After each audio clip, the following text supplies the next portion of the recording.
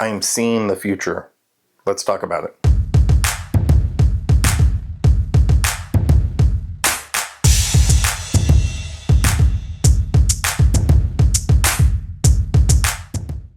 Hi everyone and welcome to the channel.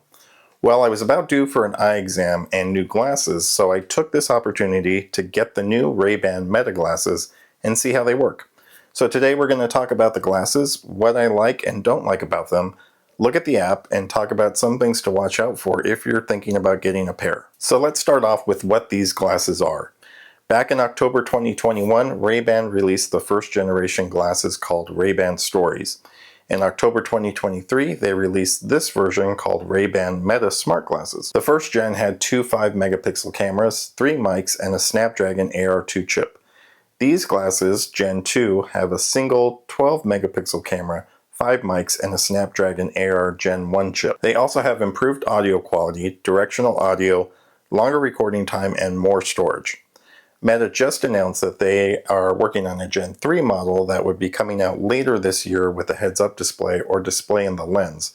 These glasses are rumored to be much more expensive than what I'm wearing today. If you want to get prescription lenses, the price jumps depending on what options you get with the lenses, if they're progressive, transitions, etc. It also makes me wonder how Gen 3 would work with prescription lenses, but we'll have to wait and see what that looks like when they come out. But we're going to focus on these Gen 2 glasses today. These are the classic Ray-Ban Wayfarer design and a matte finish. You can also get a glossy finish. They also come in a Skylar frame that you can check out on their website. Let's take a quick tour of the glasses. So the glasses themselves, these are prescription lenses. It's a slight prescription, nothing too crazy there. There are speakers underneath the arms that you might be able to see there and the right light, but there's little speakers there. I'm going to extend the arms out. Right here is the on-off switch. There are two cameras built into the front, so there's one on the left and one on the right, and when you take a picture using the button right here, it's going to have a light that comes off, and you'll see that light show there. That light you can't turn off, so there are some aftermarket accessories that let you cover that, but I'm not too concerned about that, and people seeing that I'm taking a picture. This arm is a little wider than you would probably expect. I think that's where the bulk of the battery goes on both sides. If you just say the "Hey Meta" phrase, that's going to activate the Meta AI, or you can turn that off to save some battery, so they're always in a standby mode waiting for you to say that. And you can turn that off and then press the button on the glasses if you want to actually activate the AI. Of course, battery life is probably top of mind if you're thinking about these glasses. Battery life isn't great, but I'm also impressed by the battery that's built into these with the design of the frame in mind. I've been putting these on around 6 a.m. I do my Duolingo, get notifications, chime through them, hear text messages throughout the day, and by around 12 or 1, I'm down to around 60%. Late afternoon, I'll put them in the charging case, and they jump back up to 100% pretty quick. That usually takes me to around 10 p.m. They are prescriptions, so I have another pair of glasses that I switch to when they charge. To charge these glasses, they come with the case that has the USB-C plug. The charging pins under the nose of the glasses contact the case, and that's how they charge. The case itself holds a charge, so you don't have to connect a cable or have the cable connected to the case all the time to charge these. Another question that I get is, what can you do with these glasses? First, you're connected to Meta AI, so you can pretty much ask anything you want. You just say, "Hey Meta," you'll hear a cool notification and ask away.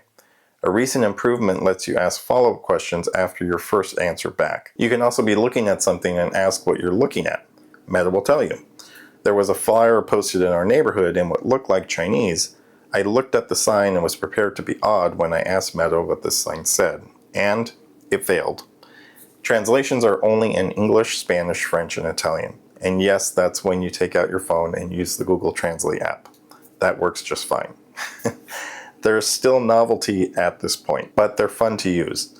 I was cooking and asked for a conversion. I can ask to be reminded of something or to start a timer, but you have to have your phone nearby for it to work. I guess it keeps you from picking up your phone or raising your watch to your face.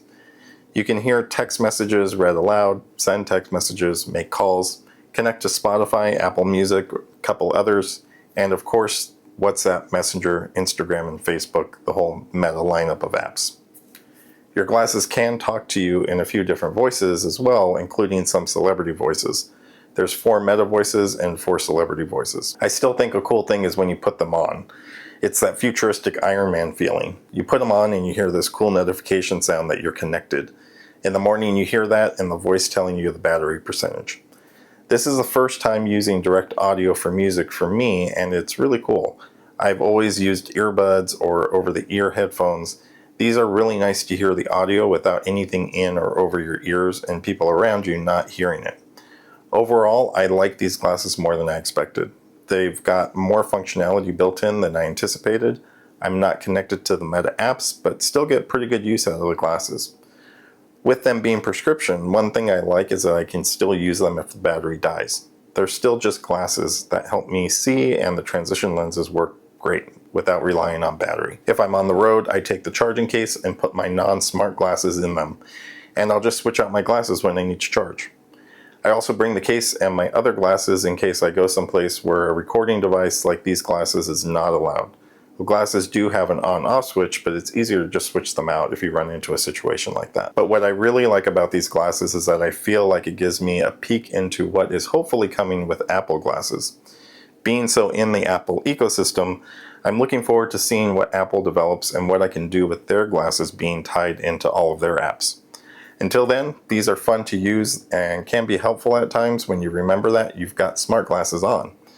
Thanks again for watching, everyone, and we'll talk soon.